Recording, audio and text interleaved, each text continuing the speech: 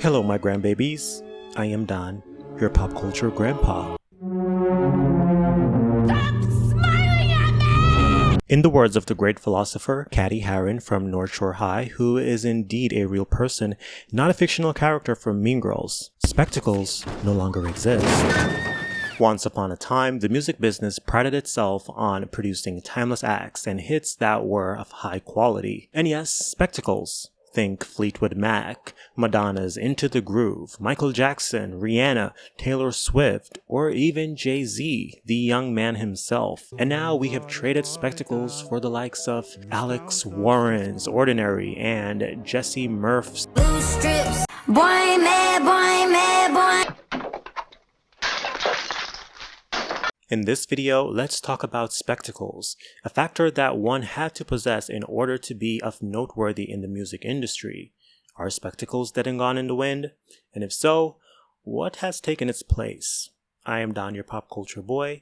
Let's get into it. Catastrophic. Before we got enamored with the internet and social media, popular music used to be an event. In the TV era, a time of MTV, Jerry Springer, and Baby Boy reruns on BET, artists had to be spectacular and a cut above the rest in order to get seen, and audiences back then prided themselves on favoring talented artists. And if an act couldn't sing that well, they'll make it up with another talent, such as being a good dancer and an overall performer. Industry execs also understood that people weren't gonna support just about anyone, but someone who could be a spectacle. And this was how the industry operated since the 30s. You had to be impressive. Fuck being a relatable, soft, non-impressive singing ass bitch who only sounded good in the shower.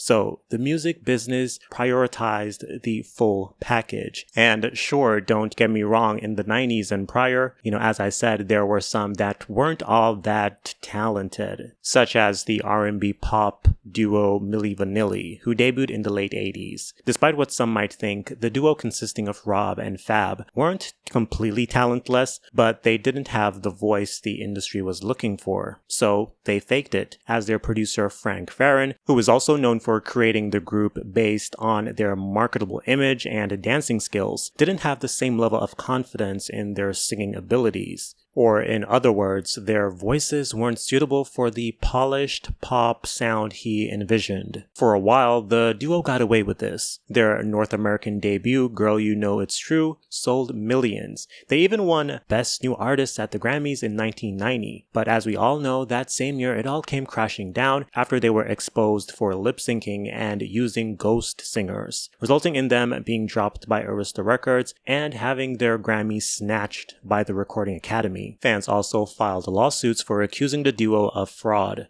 The scandal tarnished their careers, and unfortunately for Rob, he struggled with substances after the scandal, which ultimately caused his death in 1998. Now, if you're wondering why I'm mentioning Milli Vanilli, the point I'm making is their team/producer thought that audiences maybe wouldn't find them enticing vocally. Hence, other singers were recruited to sing for them. As back then, people demanded spectacles, and to be honest, in spite of their unethical lip-syncing, they were a spectacle, and their real voices wasn't that bad to be honest, but again, their producer thought it wasn't good enough. What I don't understand is, why didn't you sing in the first place, man? You can sing. First, I want to say to the audience that we don't want to blame or point the finger at anybody. We take the blame on us. Okay? What happened is we got a recording contract which was saying that we're supposed to record an album with different options. And we signed the contract, and after that, they came back to us and said, look, it's going to be different now. But we already received advance, and we signed the contract with our legal advisor, and I was French, signing a contract written in German. The problem was, we were singers in Germany, but we didn't speak English. The gatekeepers of music had to produce quality stars because back then audiences wasn't as inclined to accepting mediocrity like we do today. This is why back then we had artists like Mariah Carey who literally sounded like an angel, and this was how people described singers' talents, like they were from another world, a gift from God. The same can be said for Whitney Houston, Celine Dion, and Boyz II Men, who had grown men crying at their concerts. Meanwhile, Michael Jackson had his fans dropping like flies with one glance. Artists back then did extraordinary things through ordinary devices. are amazing acts out right now? Of course, but in regards to real talent and specularity, if that's a real word, I think it is, I hope it is, it's a little scanty out here. Again, this is why artists back then, they had to fake it if they fell short in one department. You know, like Milli Vanilli and even J-Lo. And the thing with Milli Vanilli, as I said, they weren't that bad, but they had to be perfect for industry standards. The industry demanded it. There aren't too many I'm here to impress acts out right now. And maybe that's the natural cycle, meaning artists of the past like Aretha Franklin, James Brown, they had to do so much with so little that they had that they've kind of paved the way for artists to be more relaxed and chill. I don't know. That's just a little hot take. And my intent is not to shit on newer artists in the social media era because they have their challenges as well. But we have to admit that it's a lot easier to get discovered now.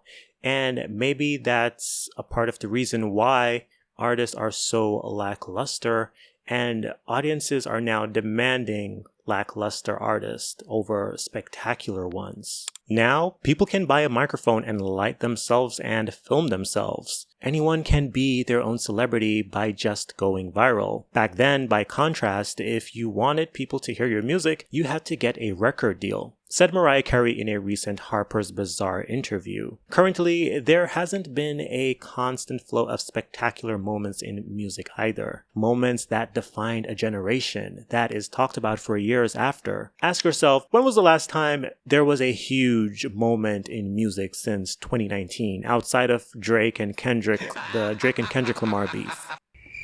I'll wait. Moments that come close to the first time Michael Jackson performed the moonwalk in the 80s, or Whitney Houston's Super Bowl national anthem performance, Ciara doing the Matrix moves in the 2000s, or Britney's iconic VMA performance where she brought out a snake, or when Lil Mama crashed Jay-Z and Alicia Keys' VMA's performance with her short little ass in 2009, or when Lady Gaga performed Paparazzi during her theatrical VMA performance where she shocked us with fake blood and was strung up and left hanging, creating a spectacle while everyone watched. And now we have no spectacles, no memories, especially for pop music, which is crazy. I guess what we have now that replaces spectacles in music are viral moments or songs that spike in virality on the net, but viral moments are so fast and fleeting they quickly disappear in a blink of an eye as it's replaced with another viral moment.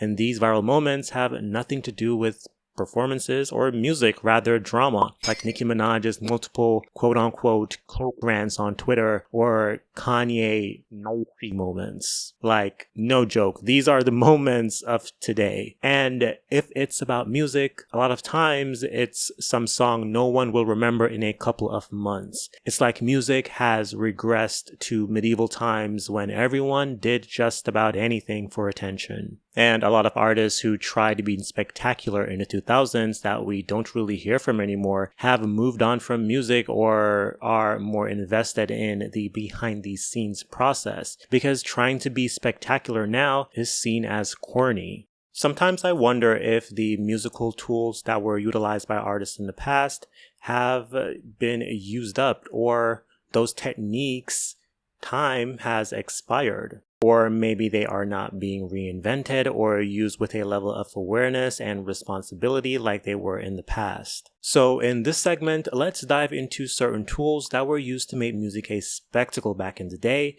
versus how they are being applied in music today, resulting in the opposite. On the subject of sampling, I feel like it's either you hate it or you don't. Personally, I'm not an originalist. Hate that word. Bleh. It's not a requirement in music in my opinion. You just need to use samples in a unique and different way. Unexpected way. But I guess it's better said than done, as contrary to what many might think, sampling is an art form, and it's not easily executed. Back in the day, samples were used when artists didn't have certain instrumentation sophistication and equipment to execute their own sounds.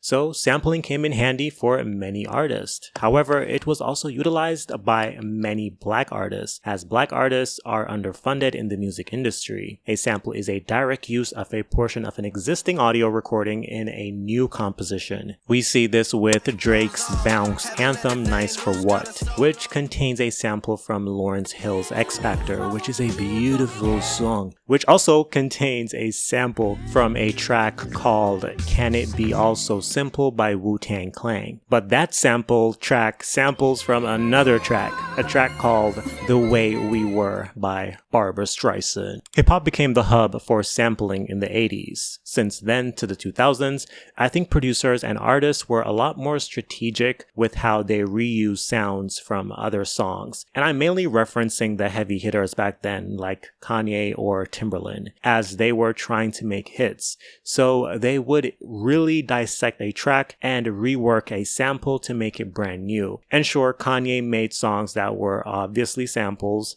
but again, this was in the 2000s when music discourse wasn't that accessible like it is today. Back then, the general listener didn't know what a sample was. Also, sampling was more thought out, as artists weren't only grabbing the most recognizable sound, but in a lot of cases, the smallest part, and they prided themselves more on creating something new instead of relying heavily on nostalgia. In contrast, nowadays, artists and producers are sampling the most obvious parts of an already popular song compared to artists in the 2000s who would sample sounds from even different regions. Today, sampling is not as special and it's not a spectacle like it used to be. Seeing artists are sampling songs everyone knows, or songs that came out 5 years or even a year prior. On Nicki Minaj's last album, Pink Friday 2, it opened up with a Billie Eilish sample. And I love Billie. I love Nicki. Pull up into Sri Lanka. But why would you sample a song that is already engraved into people's mind? Another driver that made music grand and special was the utilization of features. Features used to be so special and their premieres were talked about for years. Finding out Chris Brown, Lil Mama, and T-Pain were gonna be on one song in the 2000s was an event. Mariah Carey and Busta Rhymes teaming up on I Know What You Want was a spectacle. Matter of fact, all of Mariah's early hip-hop crossover features are music spectacle landmarks. And sure, we've recently had some good features, but features are not known for being special by this audience, but it's seen as a quick cash grab or an obvious attempt of leeching off another artist's audience. And maybe we can argue that it's always been that way. It's all about profit. But at least when T.I. and Rihanna, Beyonce and Jay-Z and Ja Rule and Lover or Hater, Jennifer Lopez, Ashanti got together, they made sure to be memorable. In addition to that, remixes have gone to shit and really aren't that relevant anymore, which is sad. Whilst I do see bridges making a comeback, we need more bridges. No one does fade outs anymore, which used to be so timeless and iconic, along with extended song intros, which slowly started dying because of the radio and now TikTok. Songs are now coming in hot as they start, completely raw dogging your ear hole. I recently was listening to LaToya Luckett's 2006 hit single Torn. The track's intro lasts 30 seconds of pure instrumentals before she starts singing. And by 2006, song intros were pretty non-existent as well, but every now and then we'd get blessed with a long intro gem such as Torn by LaToya Luckett. But prior to the 2000s, intros duration passed the minute mark, like Talking Heads' This Must Be the Place, and a lot of other songs of the 80s and prior, giving those songs a timeless touch. Do we have current songs with long intros right now? Sure. Pink Pantheress Tonight, that has a 20-second intro amongst other songs, but we need more. Also, there's no more alter egos, because alter egos are not relatable, when that was the point of alter egos, which is make-believe. And sure, the anti-Illuminati movement kind of it up for alter egos, but I say the anti-Illuminati movement. Justice for alter egos. Bring them back. The spectacle paradigm is changing. A lot of what was considered a spectacle and a must, giving 100%, actually singing and walking that line of being the greatest or a diva, is now seen as goofy or doing too much. And we are seeing audiences flock to or trade actual talent and grandeur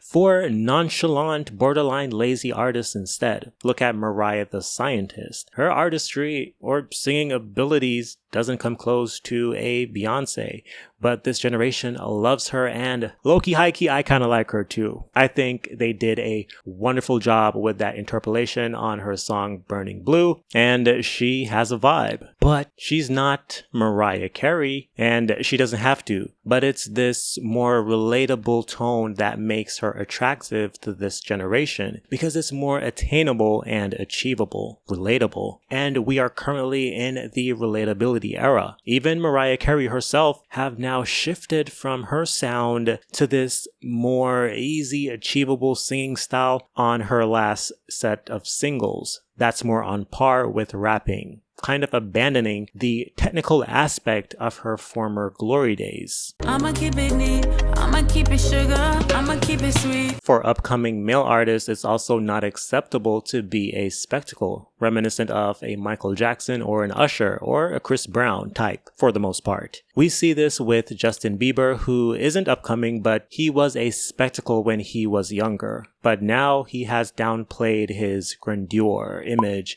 that dominated his former years in favor of his now hobo core image. Side note, why when celebrities are trying to be relatable, they go to extreme lengths to prove their relatability, such as working minimum wage for a day or dressing like a complete mad samadi. To further prove my point that people aren't interested in upcoming male pop stars being larger than life anymore, opting for constantly ridiculing them online for trying to be spectacular, case in point, Benson Boone.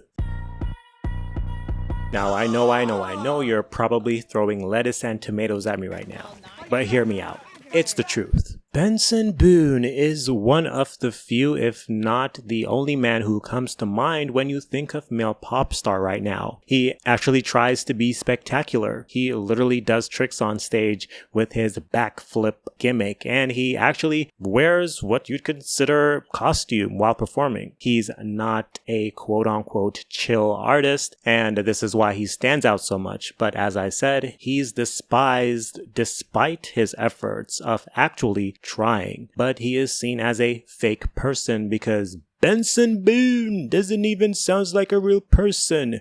Why is he always flipping? He's so cringe. While it feels good to be in my old man yell at cloud state of mind, Concrete Jungle Wet Dream Tomato, I feel like there is hope with acts like Kendrick Lamar, as it seems like he's making it cool again to put in noticeable effort in hip-hop, also making lyricism matter again, and is even bringing back the album rollout in the genre. Rap duo Clips recently released an album, and it had a rollout that had anticipation and hype behind it, a factor that is currently lacking. Despite being accused of being an industry plant, which is just another way to tell an artist that they are doing too much and need to be smaller, rapper Doechii hasn't let up her campaign that art matters, and she continues to embody a theater kid archetype that has something to say. And on the pop side, there's Chaperone, who embodies a time when pop stars made bold, creative choices. Also Sabrina Carpenter, who isn't afraid of sparking outrage with her music, not only for rage-baiting purposes, while also conveying a broader message in a satirical way. And finally, yes, Benson Boone. Spectacles are not accepted like they used to, and while that makes me mad, I still understand why. I think most of us are not casual listeners anymore because of the internet, and the fact that a lot of these spectacular artists, from the past, keep getting exposed for being horrible people covered in glamour and wealth, causing music listeners of today to overcorrect and shun any upcoming acts topics that are trying to be spectacles. So today, the average music listener is a lot more aware and has more of an understanding of the music business, hence rejecting spectacles. So in conclusion, let's say spectacles aren't completely dead. We just need more of them and maybe more genuine ones. That's it for this video. What do you think about the situation regarding spectacles not being around anymore? Do you agree or disagree? And if you have a solution for this problem, what would your fix be? Or maybe this is not even a problem for you. Let me know in the comments. Also, subscribe to my second channel / podcast, Late Night with Don-Anjelo, where I cover more current topics, and it's basically a fun time over there. Less edited, pretty much uncensored and raw. Thank you so much for watching this video. I am Don, your pop culture boy, and I will see you in the next one. Bye.